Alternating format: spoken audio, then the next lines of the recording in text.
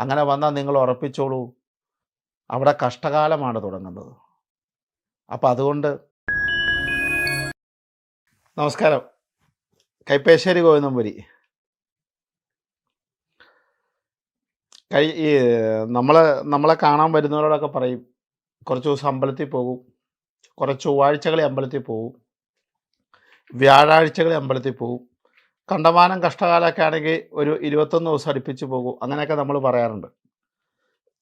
ആ സമയത്ത് ഏത് ദേവനെയാണോ അവർക്ക് തൊഴുതാൽ ഗുണം കിട്ടണം, ആ ദേവൻ്റെ പേരൊക്കെ ഇന്ന അമ്പലത്തിൽ പോകണം, അങ്ങനെയൊക്കെ നമ്മൾ പറയാറുണ്ട്. പക്ഷെ കഴിഞ്ഞ ദിവസങ്ങളിൽ കുറേ ആയിട്ട് കാണുന്ന മറ്റൊരു പ്രത്യേകത എന്താണെന്ന് വെച്ച് കഴിഞ്ഞാൽ, പല വ്യക്തികൾക്കും ക്ഷേത്രങ്ങളിൽ പോകണം എന്ന് വിചാരിച്ചാൽ ക്ഷേത്രത്തിൽ പോകാൻ സാധിക്കുന്നില്ല.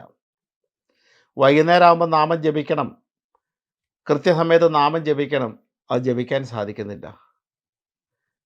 അപ്പം അങ്ങനെ അവർക്ക് മനഃപൂർവ്വമല്ല, അവർക്കുടെ സാധനയ്ക്ക്, അവരുടെ ആചാരത്തെ, അവരുടെ വിശ്വാസത്തെ അവർ മുറുകെ പിടിച്ച് ജീവിക്കുന്ന ആൾക്കാരാണ്.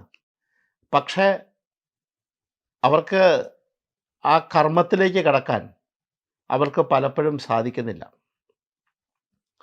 അപ്പം എന്നെ കാണുമ്പോൾ പറയും, തിരുമേനി മാക്സിമം ശ്രമിക്കുന്നുണ്ട്, മാക്സിമം പോകുന്നുണ്ട്, പക്ഷെ നല്ല തിരക്കാണ്, നല്ല ബ്ലോക്കാണ്, നല്ല അതാണ്. അവരതിനെയൊക്കെ തിരക്കായി മാറ്റുന്നു, അല്ലെങ്കിൽ കുടുംബത്തിലെ പണികളായി മാറ്റുന്നു. അങ്ങനെ പല രീതിയിൽ അവർക്കതിനെ ശരിക്കും പറഞ്ഞാൽ ഒരു നിർവചനം കൊടുക്കാൻ അവർക്ക് സാധിക്കുന്നില്ലാത്തതുകൊണ്ട് അവരങ്ങനെയുള്ള ഉത്തരങ്ങൾ പറയുന്നു. ഒന്ന് നമ്മൾ മനസ്സിലാക്കുക, പണ്ട് ഭീമസേനൻ ശ്രീകൃഷ്ണ ഭഗവാന്റെ അടുത്ത് വന്ന് ചോദിച്ചു, ഭഗവാനെ, എങ്ങനെയാണ് നമ്മുടെ ജന്മാന്തര ശാപങ്ങൾ നമ്മളിലേക്ക് വരുന്നത്? ലക്ഷക്കണക്കിന് ആൾക്കാർ ദിവസവും മരിക്കുന്നുമുണ്ട്, ദിവസവും ജനിക്കുന്നുമുണ്ട്. അപ്പം ജനിക്കുന്ന വ്യക്തികൾക്ക് എങ്ങനെയാണ് ഈ ജന്മാന്തര ശാപങ്ങൾ വരണേ, അല്ലെങ്കിൽ ജന്മാന്തര താപങ്ങൾ വരണേ? അങ്ങനെ അദ്ദേഹം ചോദിക്കുകയാണ്, ശ്രീകൃഷ്ണനോട് ചോദിക്കുകയാണ്. കൃഷ്ണൻ്റെ എന്താ പറയണേ, ഗോശാലയോടനുബന്ധിച്ചാണ് ഈ ചോദ്യങ്ങൾ. അപ്പോൾ ഭീമനാണ് ചോദിക്കണത്. അപ്പോൾ ഭീമൻ പറഞ്ഞു, അങ്ങ് ആ മൈതാനത്തേക്ക് നോക്കൂ, ആയിരക്കണക്കിന് പശുക്കൾ അവിടെയുണ്ട്, ഇല്ലേന്ന് ചോദിച്ചു. ഉണ്ട് എന്ന് പറഞ്ഞു. അങ്ങേക്ക് ഇഷ്ടമുള്ള ഒരു പശുക്കുട്ടിയെ അവിടുന്ന് എടുത്ത് എൻ്റെ അടുത്ത് കൊണ്ടുവരും, ഉത്തരം തരാമെന്ന് പറഞ്ഞു. അങ്ങനെ അദ്ദേഹം പോയി അവിടുത്തെ ഒരു പശുക്കുട്ടിയെ, ഒരുപാട് പശുക്കളുണ്ട്, ആയിരക്കണക്കിന് പശുക്കളുണ്ട്, അതിൽ പ്രസവിച്ച ഒരു പശുക്കിടാവിനെ, അതായത് 1, 2, 3 ദിവസമേ ആയിട്ടുള്ളൂ, അദ്ദേഹം ആ പശുക്കിടാവിനെ എടുത്ത് കൃഷ്ണൻ്റെ അടുത്ത് കൊണ്ടുവന്നു കഴിഞ്ഞപ്പോൾ അതിന് വിടുമെന്ന് പറഞ്ഞു. വിട്ടു. ആ പശുക്കിടാവ് പെട്ടെന്ന് തന്നെ ഓടി സ്വന്തം അമ്മയുടെ അടുത്തെത്തി. ആയിരക്കണക്കിന് പശു നിൽക്കുന്നുണ്ടെങ്കിലും ആ കിടാവ് സ്വന്തം അമ്മയുടെ അടുത്ത് തന്നെ എത്തി മുല കുടിച്ചു. എപ്രകാരമാണോ ഈ 2 ദിവസം പ്രായമായ ആ കിടാവ് സ്വന്തം അമ്മയെ തിരിച്ചറിഞ്ഞത്, അതിൻ്റെ ശാസ്ത്രീയ വശം എന്താണോ, ആ 2 ദിവസം കൊണ്ട് തിരിച്ചറിയാനുള്ള ബുദ്ധി എന്ത് കിട്ടിയോ, അതുപോലെ തന്നെയാണ് നമ്മൾ ചെയ്തിരിക്കുന്ന ജന്മാന്തര ദുരിതങ്ങൾ നമ്മളിലേക്ക് വരുന്നത്. ഭഗവാൻ കൃഷ്ണൻ ഭീമനോട് പറഞ്ഞൊരു കഥയെ ഞാൻ പറയണേ. എന്ന് പറയണ പോലെ നമ്മൾക്ക് ജന്മാന്തര ശാപങ്ങളായ ദുരിതങ്ങളോ, നമ്മൾ അനുഭവിക്കേണ്ടതായി നിൽക്കുന്ന വിഷയങ്ങളോ, നമ്മൾ അനുഭവിക്കേണ്ടതായി നിൽക്കുന്ന സങ്കടങ്ങളോ നമ്മുടെ ജീവിതത്തിലുണ്ടെങ്കിൽ ആ ദുരിതങ്ങളിൽ നിന്ന് മാറുവാനാണ് നമ്മൾ ക്ഷേത്രദർശനങ്ങളും നാമജപാദികളും ദാനങ്ങളും ഭക്ഷണദാനങ്ങളും പാവങ്ങളെ സഹായിക്കലും അങ്ങനെ രോഗികൾക്ക് കൂട്ടിരിക്കലും അങ്ങനെ പല കാര്യങ്ങൾ നമ്മൾ ചെയ്യണം.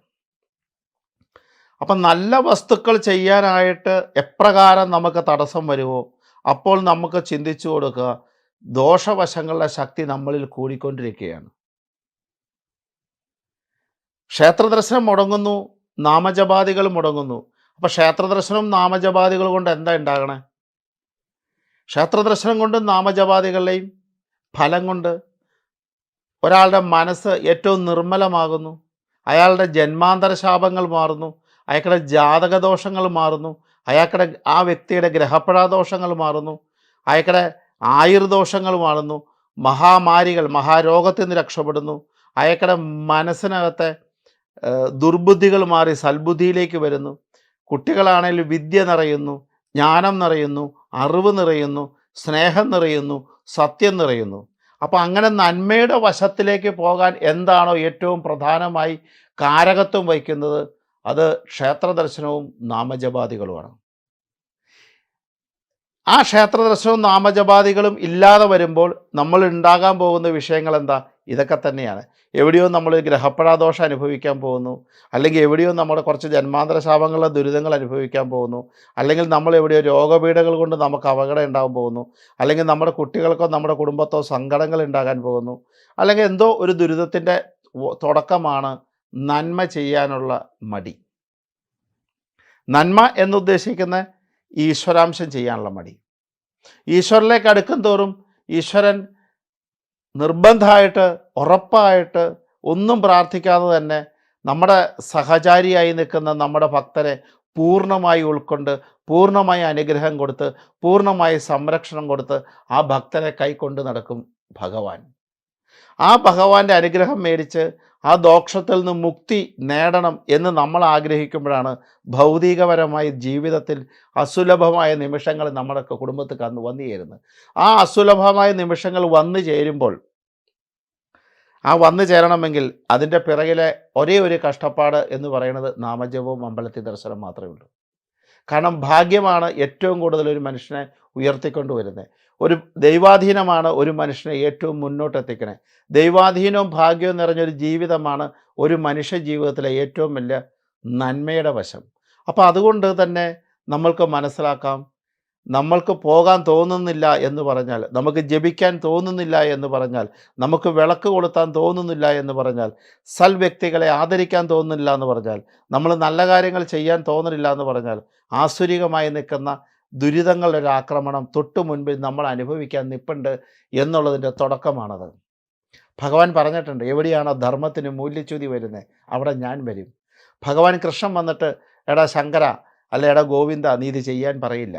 ആ സമയത്ത് നമ്മുടെ ബുദ്ധിയിലാണെങ്കിൽ ചിലപ്പോൾ ഗുരുനാഥന്മാരെ പോലെ നീ അമ്പലത്തിൽ പോകാൻ തോന്നൽ വരാം, അല്ലെങ്കിൽ നമ്മുടെ അമ്മയുടെ വഴക്കായിട്ട് വേണേൽ പറയാം, ഇല്ല അച്ഛൻ്റെ വഴക്കായിട്ട് പറയാം, ഒന്ന് അമ്പലത്തിൽ പോയി തൊഴുത് പ്രാർത്ഥിക്കുക എന്ന് പറയില്ലേ, അല്ലെ കുറച്ച് നേരം നാമം ജപിക്കുക, അല്ലെ ഞങ്ങളെപ്പോലുള്ള വ്യക്തികളാവാം.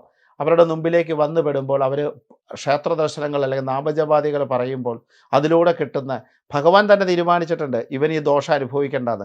ആ ദോഷം അനുഭവിക്കാതിരിക്കാൻ വേണ്ടിയിട്ടാണ് ഭഗവാൻ പ്രത്യക്ഷപ്പെടുന്നത്.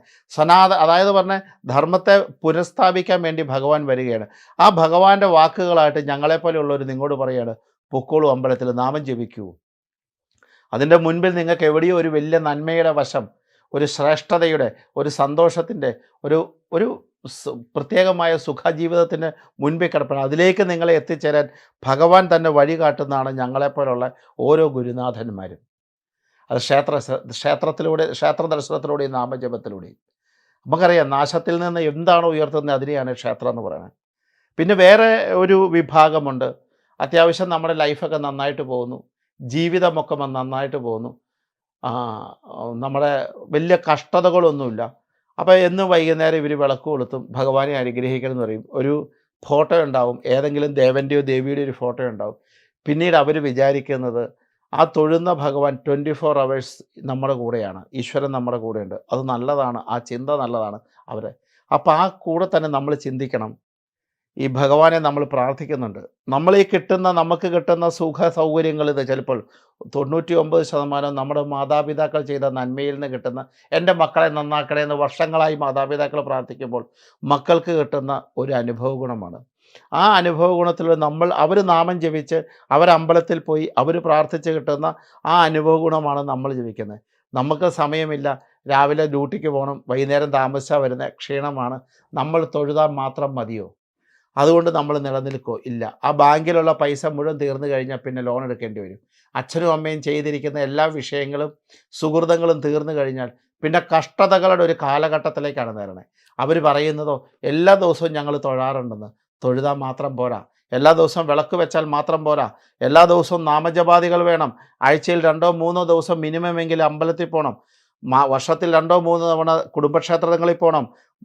മാസത്തിൽ 2 തവണ ദേശാധിപതിയെ തൊഴണം, ദേശാധിപതിയെ നിൽക്കണം, അമ്പലത്തിൽ തൊഴണം. ഇങ്ങനെ നമ്മുടെ ആധ്യാത്മികമായി നിൽക്കുന്ന അടിത്തറയിലൂടെ വളരുന്ന ഗുണങ്ങൾ ഉള്ള കുടുംബങ്ങൾ മാത്രമേ ഭൗതികപരമായി ജീവിതത്തിൽ ഉന്നമനത്തിൽ എത്തിയിട്ടുള്ളൂ.